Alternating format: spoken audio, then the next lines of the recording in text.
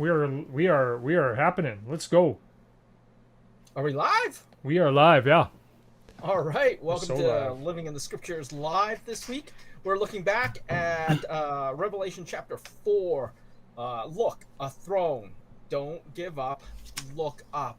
And I said that this picture or image of the throne room of God is the most dominant image. It's kind of mentioned more than 40 times throughout the book of Revelation.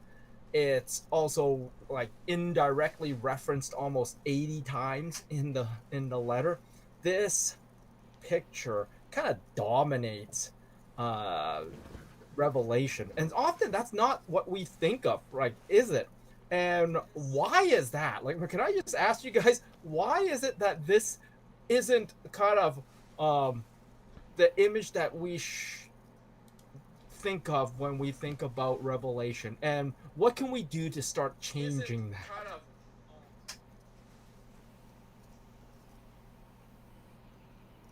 Well, I'd say talking about it, mentioning, what you just mentioned, that it's such a dominant theme.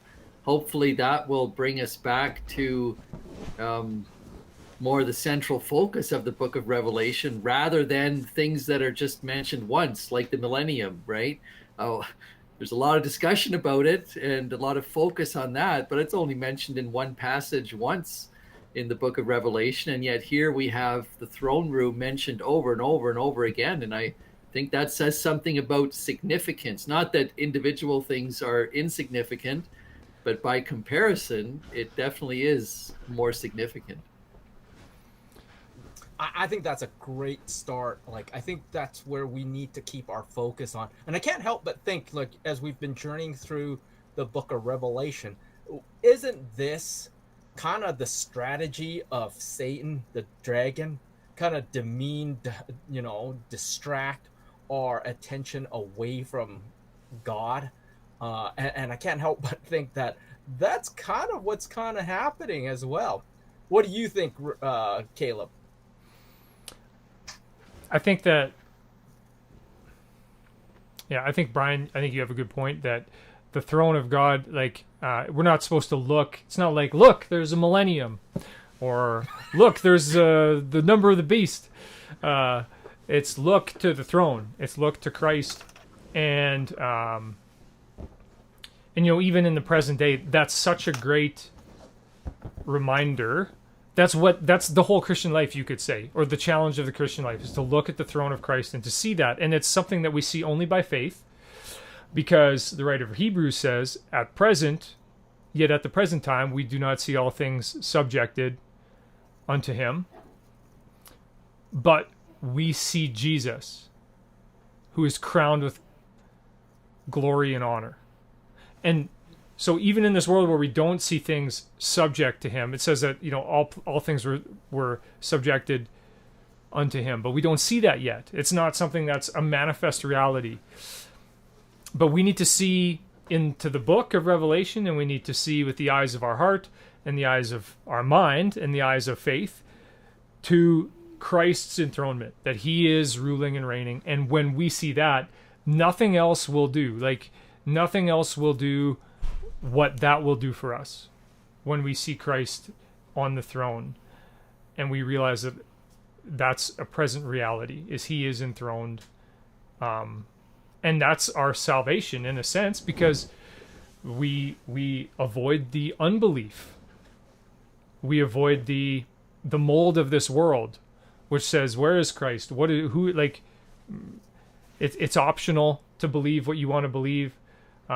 There is no ultimate singular reality, and this world is just how it's always been. And I mean, there's so many ways we could describe it, but the world and the physical world and the natural world without the eyes of faith will press you into a certain mold, and you break out of that when you see Christ enthroned. Yeah, that's a good word. And I kind of want to build on that. You said something along the lines of, like, nothing else will do, and we need to kind of keep our focus. It's actually our salvation when we look upon the throne. And during the sermon, I said something along the lines, if I'm reading this right, if I'm reading Revelation chapter 4 and what Jesus is showing John, if I'm reading that right, our greatest need is worship. And so I'm going to ask you guys, do you agree with that or not? And if we do agree with it, explain how it actually fills us and our greatest need.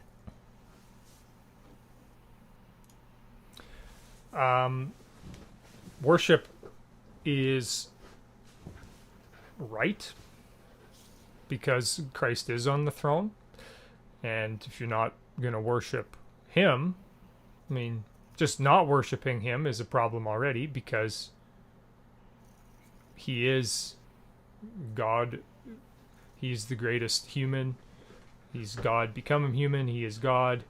He lived a life that none of us ever could. He died a death for us, and he has power and authority. So worshiping him is important. But so not worshiping him like on its own, like that's a problem. But then you're giving your life and your time and your mind to other things, to the exclusion of God, to the exclusion of Christ. And that's terrible. Like, that's awful. So we have to worship him, because if we don't, we're going to worship something else. That's one way of saying it. But what it does for us is it just, we benefit. But I honestly think, first of all, we just need to establish that it's right. It doesn't matter what we get out of it. Christ worshipped God by offering his body as a living sacrifice. That was his acceptable act of worship. He did his whole life, offered his life to do God's will, and it got him on a cross. But it was right. That's the right thing for a human to do. He demonstrated what it is right, good and right to do as a human being, is to submit to the will of God, to obey God at any cost, in faith that God will reward. God will reward those who. Well, every act of worship is justified, and God, I mean, he'll do what he's going to do. He will justify those who serve him. So. Yeah, and that gets to the point that worship is a lot more than just singing songs, right?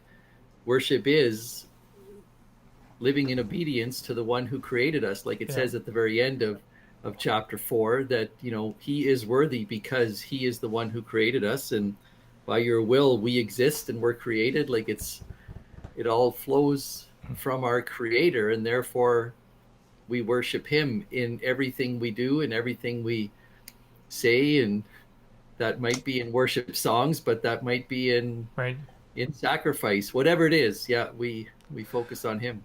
Yeah, and I'll just hop on a hobby horse for 3 seconds here. I intentionally try to disassociate the word worship with anything related to music or singing, not because it's not worship, but because when in the Christian culture, if the word worship is used, probably over 90% of it is used in relation to singing or music, and well, I say, well, let's just call that praise, so we can get our heads around the fact that worship is the offering of your body as a living sacrifice in every area. God does command us to sing and praise, so that is worship. But I always talk about the music. I try and say that's praise, because we're extolling who God is. That's a specific subset of music, or a specific subset of worship, I mean. And just to try and help us think about that, you can join me in that if you want. That's my invitation. Well, that's totally awesome, Caleb, because actually that was my next question. Oh, really? That I did. Yeah. Man, we're just on the wavelength. It's so good. Yeah, and I think that's the thing, right? Like, when we actually tap into God, when we worship, when we kind of, I kind of defined worship as attention, kind of like exactly what you said, Brian, kind of, and you, Caleb, living sacrifice. We give ourselves and our entirety to God, because that's he's creator. That means we were created by him and for him. And in worship, when we kind of point ourselves to God, we're tapping into the source of life. That is our source of life. Without God, we don't exist. And I think it reflects even the Genesis story, that we are created in the image of God, that there is no image without the object. right? A mirror has no image if there's no object in front of it. And we, being mirrors, need to point ourselves to God, or else there's no substance in us. And that's kind of like the path of life. Yeah, my next question was like, do you guys have like a favorite worship moment in your life? Where do you remember that worship shaped, changed, and substantiated you? Is there anything that you can share?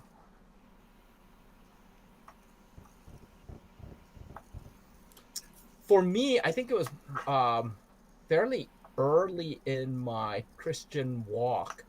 Um, it was a summer where I was going to take off. It was kind of my gap year. And in the midst of it, I think God apprehended my plans and said, you are going to go do a short-term missions trip. And remembering that, that there was a sense of worship of like, this is where God wants me to be. And it really shaped and formed me as a follower of Christ.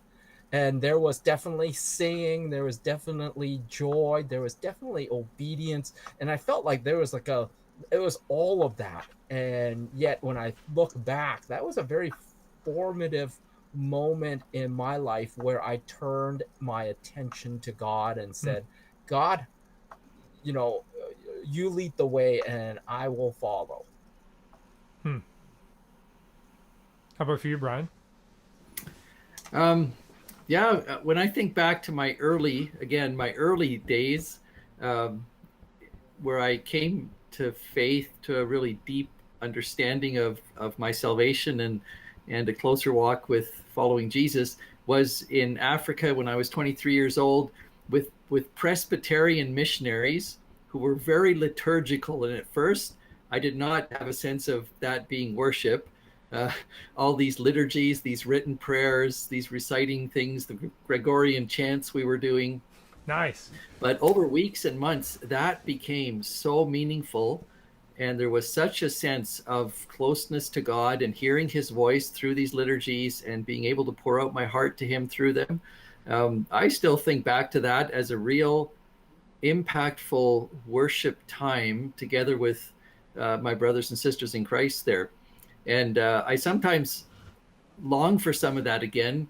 You know, I think I've been somehow freed from the liturgy to a more, I don't know what you would call it, but a free style of praying and all that. And yet, sometimes I miss the sense of worship that we had in that group. So that I look back to that as a very meaningful time. Yeah. But to me, because everything is worship, sometimes I'm out making firewood and I have a real sense of closeness as I'm using the chainsaw out in the bush. Like there's a sense of praising God for these trees and for chainsaws and for the weather and being able to, you know, split wood, whatever. There's a real closeness there, and I feel somehow connected to God in those times. So it shows up in all kinds of ways. This intimacy through worship. That's neat. I think that as a young person, music was powerful. I think that's for many people, especially kids. Music, praise music that is just glorifying God. It can be very, very powerful and very, very formative in a kid's life. There's lots of things that I could say about praise and worship, but I think something for me is recognizing the value of the Psalms for worship. I remember as a young kid and as a teenager, you know, Christian, identifying as Christian and certainly attempting to live that out. Not always the best, but still acknowledging that it's the truth. Struggling with the Psalms, not really didn't really care for them, or not that I didn't care for them, but they just didn't register with me. But in my early 20s, when life was hard and I was not doing well, I think that's when I started to really recognize the Psalms and the emotion of the Psalms, the depth of pain that sometimes some of the Psalms are written out of, and the depth of longing.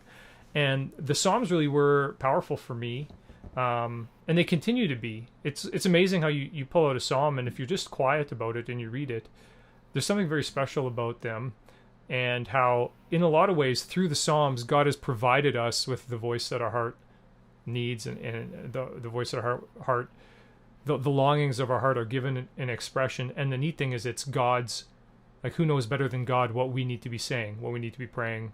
And the Psalms, just, I have found myself in them finding words that I'm not even sure I would have been able to express otherwise sometimes. And there's something for the whole range of the human experience there. That's just one way that I would say that I've grown in worship, or that I've been impacted in worship, is seeing how God has provided for us in the Psalms. I think they're great. So, and actually reading Psalms and seeing how many different lines, and sometimes it's not a whole psalm. Some people have written songs over a whole psalm, and they're very powerful. But seeing lines in a psalm, and you're like, man, I've sung that song. I've sung that Chris Tomlin song 100 times, and it's actually coming right out of this psalm, this line here. A lot of good songs are rooted in the Psalms. So anyway. Totally. I want to kind of continue with that thought, and maybe the question is pointed towards, like, our brothers and sisters and our listeners. Is there some advice that you would give on how we, or they and us, can grow in our worship, like in our desire, and what would you say to, like, taking an extra step in stepping closer and into the throne room of God more often?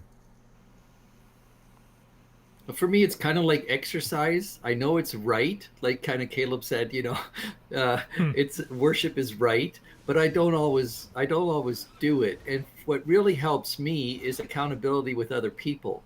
And so coming to church Sunday morning, sometimes I drag my feet, but when I'm here, it's good. And I'm always thankful afterwards for the worship time we have together, both in song and in talking and praying in our small group after church, in the message. There is power in that, and it encourages me, but I need that kind of accountability on my own. Too often my eyes do not go up to the throne room. That's good. That's a good word, right? That kind of accountability, that regularity. I didn't mention it on Sunday, but I am so glad for McLaurin that throughout the COVID season, we have not missed a Sunday in worship. And I think that's a big part of the reason why we do it. It wasn't always the greatest, but you know what? The truth is, make a joyful noise unto the Lord, right? Like, it's not about the production, it's about the audience of one, that we come into the throne room of God. I love the fact that if Revelation 4 is true, we never start worship. We simply join in to the worship that is already going on. And we need to remember that. And I like that. I like the accountability. I like the fact that, sometimes we need to exercise. Good word. I got a lot of things bouncing around in my head. The first thing that came to mind, kind of first of all, is something that I am not an expert in by any means, but there's a level of self that you need to discard, I think, when it comes to worship. There's a view of yourself that I guess there's worship is what am I trying to say?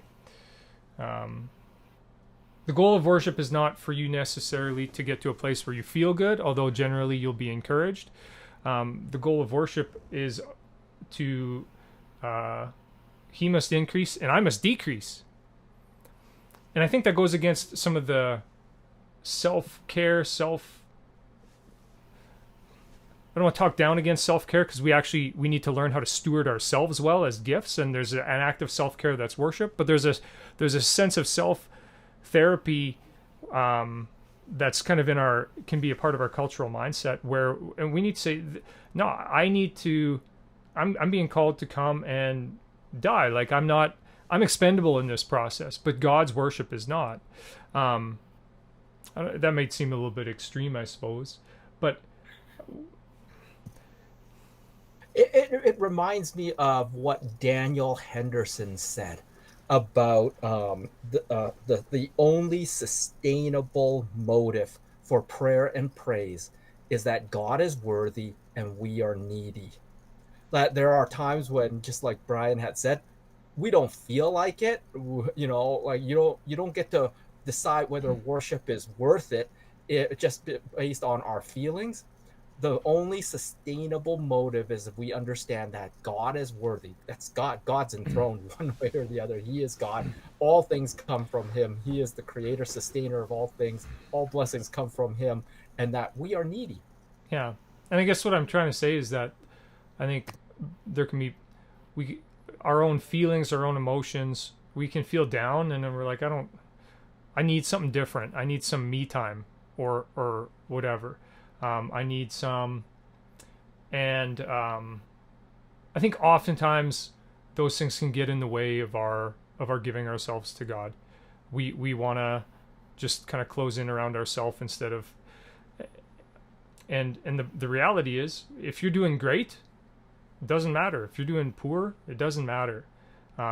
Ultimately, you just come to God, and come however you are, but do come, and forget about yourself for a couple minutes. And that's one of the real benefits. I think that's when we are having a really valuable experience of worship, we're not thinking about ourselves at all. We're just right. This is about God. His kingdom's going forward. I'm a part of it, and that's enough for me, whatever I'm feeling. I don't know if I explained that well, and there might be some people who think, who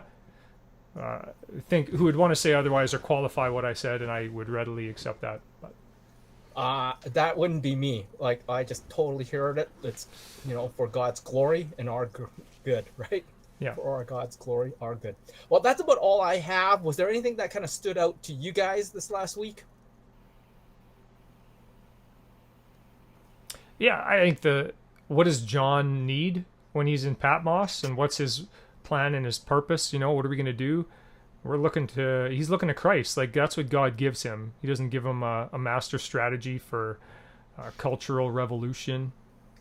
Or maybe he does, and it was just very simple. Jesus is on the throne, right? That was good. That was really powerful. And my wife spoke as much as well, too. Like, when we look at the future,